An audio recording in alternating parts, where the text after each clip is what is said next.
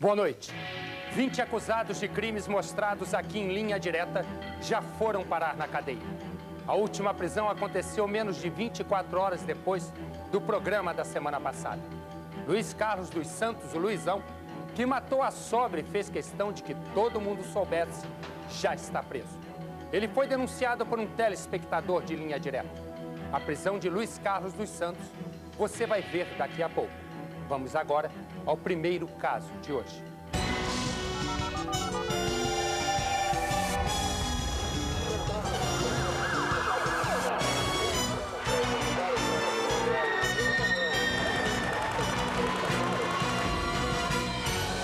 No mês passado, Linha Direta começou a investigar um homem que já foi sinônimo de poder e prosperidade no Brasil.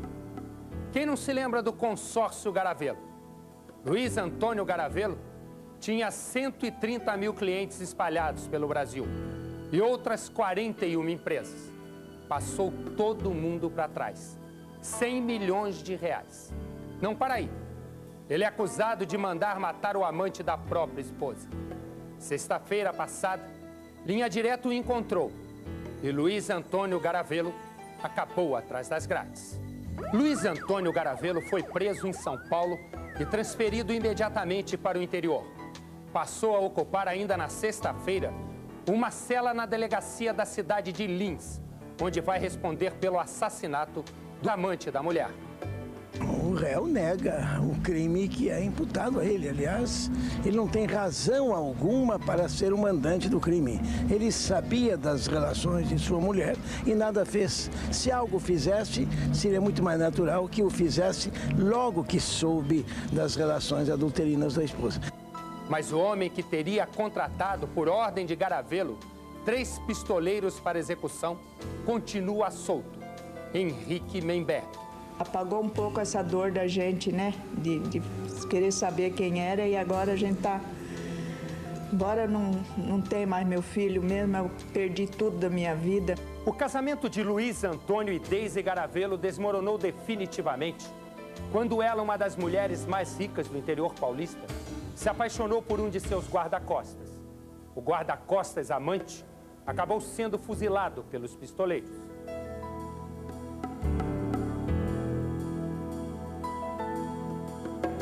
O guarda-costas e também policial civil Luiz Carlos Soares foi executado numa emboscada na porta do Country Club de Lins, na madrugada de 9 de novembro de 86. Logo depois do crime, as suspeitas recaíram sobre Luiz Antônio Garavelo, dono de um império empresarial. O Grupo Garavelo chegou a ter 42 empresas com 3.500 funcionários. Um dos diretores do grupo era o hoje foragido Henrique Memberg. As simulações que você vai ver foram feitas por atores. Na época do crime, 1986, o empresário Henrique Memberg era o diretor responsável pelas fazendas do Grupo Garavelo. Por isso, estava sempre participando de reuniões com Luiz Antônio na sede da empresa. Henrique era um dos executivos que sabiam que o patrão estava sendo traído pela mulher. Um poderoso latifundiário, um homem riquíssimo, e que era, comprovadamente, tinha ligações íntimas de amizade e de ligações comerciais com o Luiz Antônio Garavelo. Para a polícia, foi em uma das conversas de Garavelo e Memberg que surgiu a ideia do assassinato por encomenda. A boca pequena é aquela história. Quem mandou foi Garavelo, na época, né? E que o Memberg, na verdade, ele nem conhecia pessoalmente o Luizinho. Então era absolutamente inegável que pudesse haver qualquer outro motivo além desse, que é o motivo culminante, é o único motivo existente, que é esse relacionamento amoroso entre a Deise Pinheiro Garavelo e o Luiz Antônio, o Luiz Carlos Soares. Que corre na cidade que o único interessado na morte do Luizinho era ele. O policial civil Luiz Carlos, de 32 anos, só se aproximou de Deise, 14 anos mais velha do que ele, porque foi contratado pelo próprio Garavelo como guarda-costas. Teve uma época que diz que alguém ia sequestrar os filhos do Garavelo. E ele pediu proteção da polícia. E foi o Luizinho ser assim, mais ou menos seguranças. Tomar mais conta de perto, né?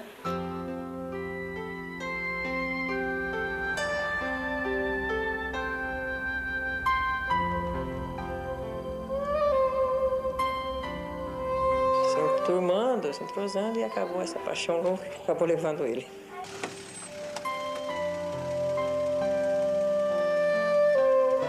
De agosto de 85. Começava o caso de amor que um ano depois acabaria num assassinato por encomenda. Mas era um relacionamento assim muito cheio de... Eu não entendo. É um relacionamento que até hoje eu não entendo, para ser franca. Ele foi trabalhar na casa do marido dela, do Garavelo, e disse que ele trabalhou uns tempos lá. E por aí ela começou a ficar gostando dela, né? A paixão de Luiz Carlos e Deise é tão intensa que os dois decidem transformar uma agenda num diário de amor. Procure nunca esquecer que no dia 8 de agosto entreguei-me inteiramente a você em todo e mais verdadeiro e puro amor. Me senti mulher esses dias em que estivemos juntos. Uma mulher plena e feliz. Voltei. Nunca me senti tão pequeno como na hora da despedida. Chorei e murmurei para mim. Como eu amo essa mulher. Onde eles registravam todo aquele romance proibido que eles mantinham, os encontros que eles mantinham, as viagens que eles faziam, aquelas juras de amantes, e tudo isso foi parar nos autos. Então a coisa teve assim aqueles contornos de novela. Novela da vida real. Nem tudo era paixão. Numa fazenda do município de Paragominas, estado do Pará, a 2.500 quilômetros de Lins, o romance de Luiz Carlos e Deise seria assunto de outro tipo de conversa. Agosto de 86. O empresário Henrique Memberg chega a uma das propriedades dele, a fazenda Meinara, para um encontro com o jagunço João Batista dos Santos, o João Cabeça de Cobra. Eu acredito que ele tenha contratado esses pistoleiros apenas para ser simpático ao seu empregador da época, que era do Grupo Garavelo. Que ele não tinha nada pessoal contra o Luizinho, nem o Luizinho pessoal contra ele. João Batista revelaria depois o preço que Henrique Memberg pagou pelo assassinato de Luiz Carlos. O equivalente hoje a R$60 mil mais um carro. Logo no início foram identificados os executores do crime e na sequência, imediatamente na sequência, a pessoa que havia contratado os assassinos, que é o Henrique Memberg. Em Lins, os encontros de Luiz Carlos e Deise vão ficando cada vez mais frequentes e intensos. Uma paixão registrada dia a dia no diário do casal.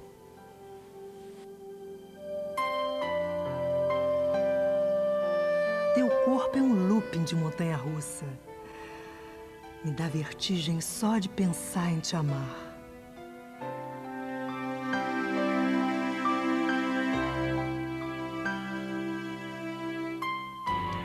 Antes de viajar para Lins e preparar a emboscada para Luiz Carlos, o jagunço João Batista Santos, conhecido como João Cabeça de Cobra, contrata 2 cúmplices.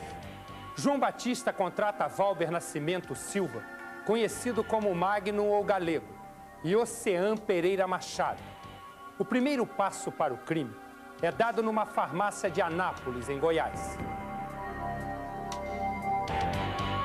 O plano inicial do mandante Henrique Memberg, segundo Valber, o galego, era capturar Luiz Carlos e depois aplicar nele uma injeção letal. Ele disse textualmente o seguinte, que nessa oportunidade, Henrique disse, aspas, caso não conseguir pegar Luizinho na injeção, pode pregar fogo.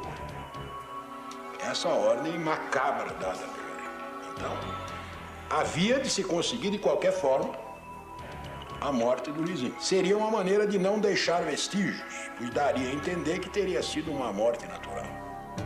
O mês é fevereiro, o dia é 7. Saio de Lins com destino a São Paulo, com passagens marcadas para Natal. Nem podia acreditar. Tudo parece um sonho, mas era realidade. Estava mais uma vez voando à procura da minha tão almejada felicidade.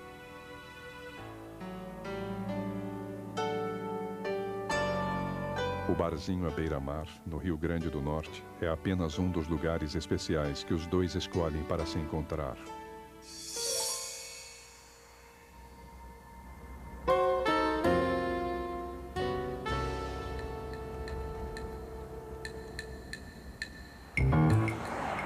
Nem o dinheiro de Daisy, nem a distância dos lugares onde ela se encontra com Luiz Carlos impedem que, aos poucos, Luiz Antônio Garavelo e outras pessoas de Lins fiquem sabendo do romance. O Luizinho, nos últimos meses de vida dele, ele já estava meio preocupado, ele não andava desarmado, realmente não se via ele em momento nenhum desarmado.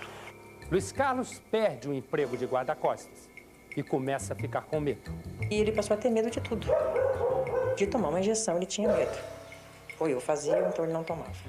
Ele achava que qualquer um podia ser pago para matá-lo. Pelo envolvimento dele com a Daisy Garavelo, né, que se tornou público na cidade, ele acreditava que o próprio Luiz Garavelo fosse procurar ele para tirar a satisfação. Luiz Carlos tinha razão de ter medo. Durante 3 meses, os pistoleiros contratados por Henrique Menberg acompanham todos os seus passos.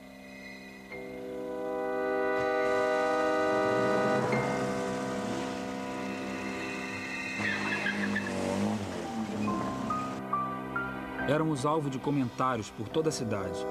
Seu marido por força da expressão, tomou conhecimento, mas de uma forma deturpada. Então, pela primeira vez na vida, senti o gosto da derrota. Senti a presença da morte me rondando. O marido do meu amor procura provas. Chegou a cometer a mais ignorante atitude, digna de um covarde. A agressão física. Longe das ameaças, em mais um encontro fora de Lins, o casal de amantes toma uma decisão importante durante um jantar num restaurante de luxo de São Paulo. Eu não consigo mais ficar longe de você. Calma. A gente vai resolver isso. Aproveitamos o momento de descontração e, após algumas dúvidas, decidimos que definitivamente iríamos morar juntos. Era uma questão de tempo, até as coisas do seu lado se acertarem.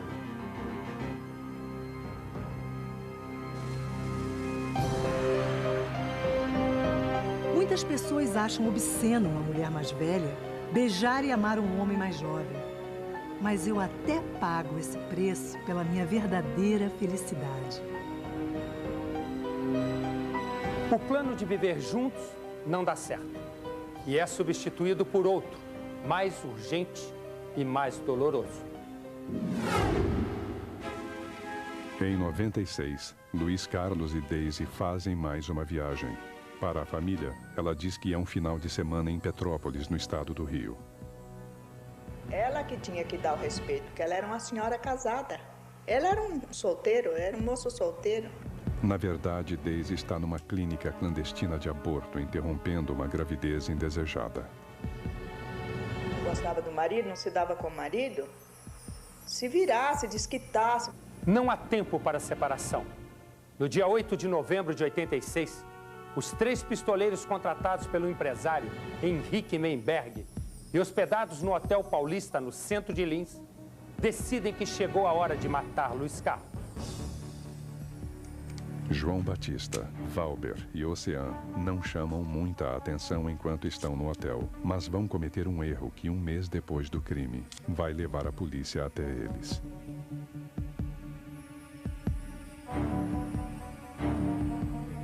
Eles ficaram no hotel que ficou, tinha papel rasgado com telefone, então, pessoa estranha na cidade é fácil se descobrir, né? Nós reconstituímos os cartões e descobriu-se o endereço do motorista da cidade de Barra do Garças, no estado de Mato Grosso. Um deles era de um advogado da cidade de Anápolis. O terceiro cartão, que seria de um motorista de táxi, da cidade de Aragarças, aonde eu optei por concentrar as investigações. Os 3 pistoleiros vão até uma loja da cidade para comprar trajes havaianos para o baile no Country Club, o local escolhido para a emboscada. Por volta de 10 da noite, a mãe de Luiz Carlos dá um conselho que, se ele tivesse seguido, teria escapado da morte. Ele sentadinho, já eram as 11 horas da noite, 10 horas, acho que era por aí, né? Era um baile do Havaí que tinha. Então eu falei para ele, vai dormir, filho. Ele falou, não, vou sair ainda um pouquinho.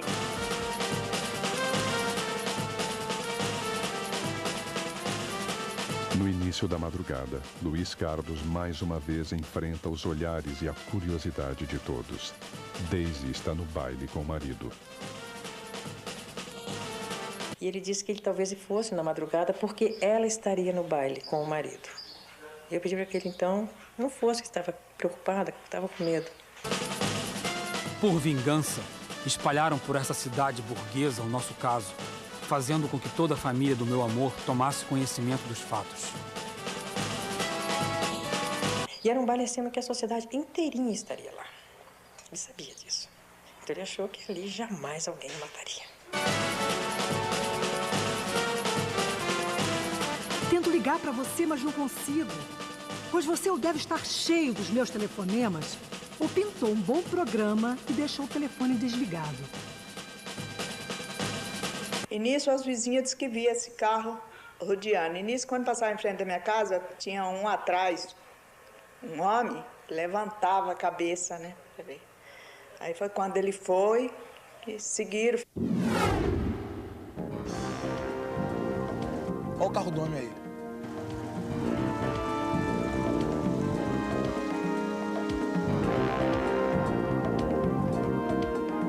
Em princípio, eles estiveram os 3 no clube.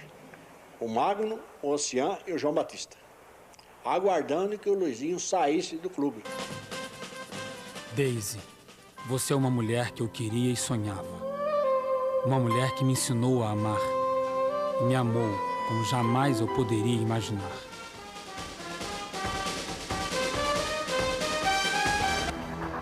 Do lado de fora, os pistoleiros já decidiram que não vão entrar no baile.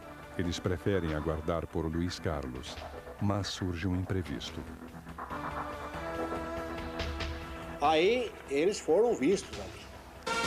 4 da madrugada. Luiz Carlos resolve ir para casa.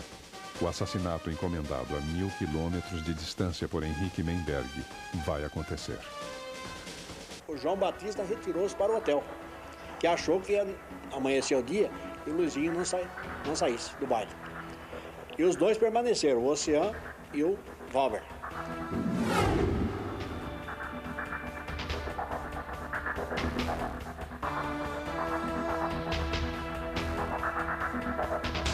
Num primeiro momento, Luiz Carlos pensa que é um assalto.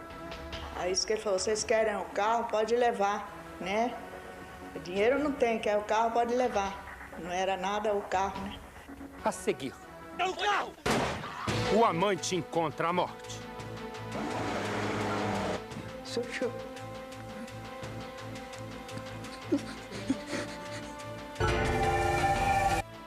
E também a fúria assassina do homem que parecia ser bonzinho. Você vai ver também a prisão em São Paulo do homem que matou a sogra. Caso mostrado semana passada aqui em Linha Direta.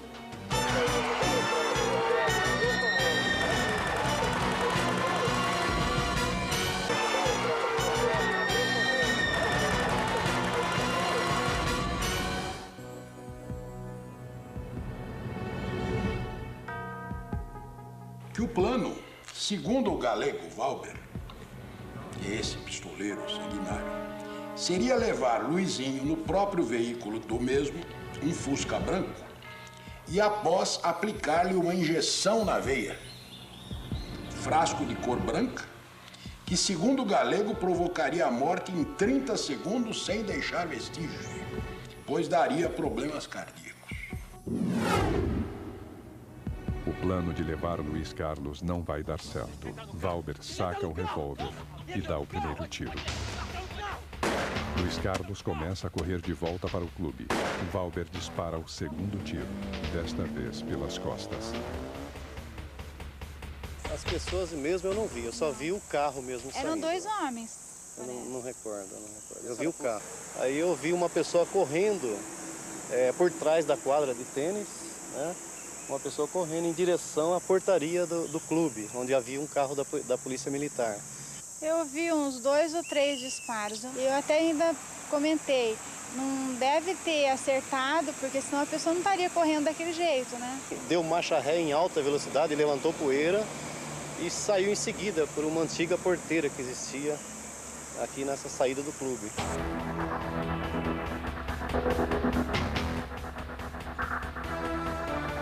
Ele falou, tomei um tiro. Quando ele tirou a mão assim, que foi onde deu a perda de sangue, né? Depois de correr mais de 100 metros, Luiz Carlos chega à portaria do clube e cai. Valber e Ocean se encontram com João Batista no hotel e fogem da cidade. O dia amanhece e Daisy fica sabendo da morte de Luiz Carlos. No velório do guarda-costas, ela vai fazer um desabafo, uma denúncia. Eu sei quem mandou matar esse homem. Ela falou, eu sei que foi ele. Ela não citou o nome. Ela disse, eu sei que foi ele. Sabe? Mas ele vai me pagar. A Daisy Pinheiro Garavello compareceu ao velório em estado de desespero, em estado de choque. Essa altura não se sabia de coisa alguma. Sabia-se apenas que ele havia sido baleado e morto. Ela declarou perante todos que quisessem ouvir que ela tinha certeza de que quem tinha determinado a morte do Luizinho era o marido dela, o Luiz Antônio Garavello.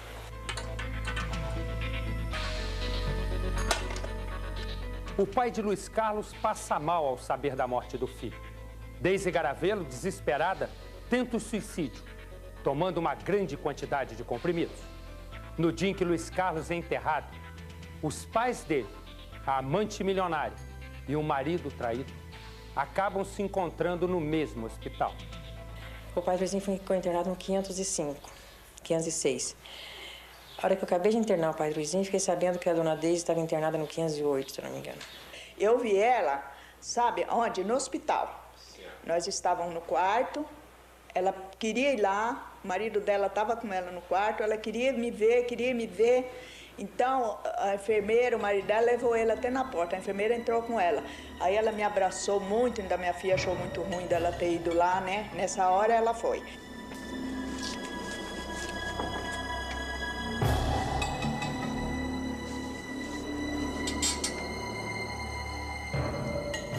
Não tem nada mais triste, porque de uma morte, que o senhor está vendo uma doença, uma coisa, o senhor está esperando o descanso, veja aquela pessoa. Mas um filho sair bonito, bem arrumado para uma festa e voltar morto, os pais, não é fácil, não.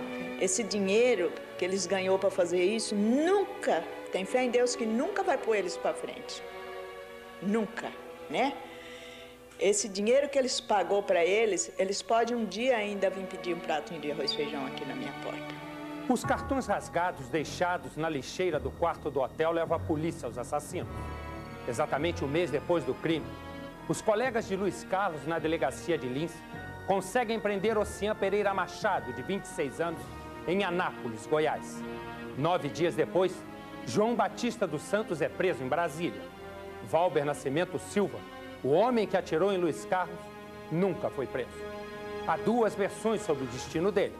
Uma é de que Valber fugiu para a Bolívia. A outra é de que foi assassinado pelos cúmplices em Mato Grosso.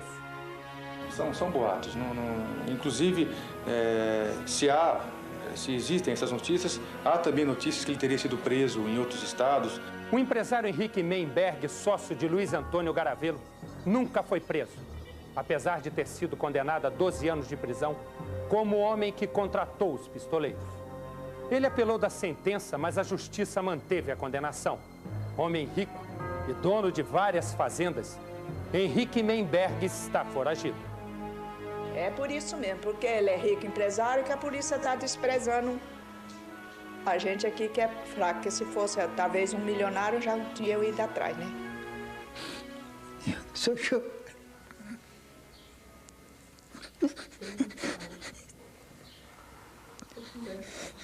Tem palavra a falar. Estimava meu filho. Eles morreram por doenças, coisa e tal. Não sei, a mãe morreu matada assim. Triste, terrível.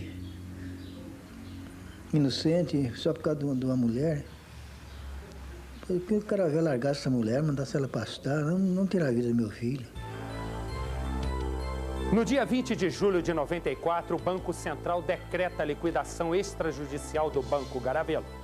Começa a desmoronar o império financeiro comandado pelo marido de Deise. 2 anos depois, o fim do Grupo Garavelo. Luiz Antônio é acusado de má gestão das 42 empresas do grupo e é condenado a pagar a clientes e credores cerca de 100 milhões de reais, mas não paga. Garavelo desapareceu logo depois de ter decretado a prisão preventiva por falência fraudulenta. Prisão preventiva que acabou sendo revogada. Só na sexta-feira passada, foi encontrado em seu apartamento num bairro nobre de São Paulo. Acabou preso, não pelas dívidas, mas por ter sido acusado de mandante do assassinato do amante da mulher. E Deise Garavelo? Deise Garavelo se separou do marido depois de 25 anos de casamento. Foi morar fora do Brasil, tentando se esquecer do amor proibido. Te quero, te desejo, te amo. Nunca se esqueça de mim, mesmo estando arrependido. Beijos, Deise, a sua Tatinha. 2 homens acusados do assassinato ainda estão foragidos. Se você tem alguma informação que leve a Henrique Memberg, que hoje estaria usando o nome de Valdemar Memberg, ou a Valber Nascimento Silva, o Magno, autor dos disparos, ligue para a linha direta, Rio de Janeiro, 547-9040. Sua identidade será mantida no mais absoluto sigilo.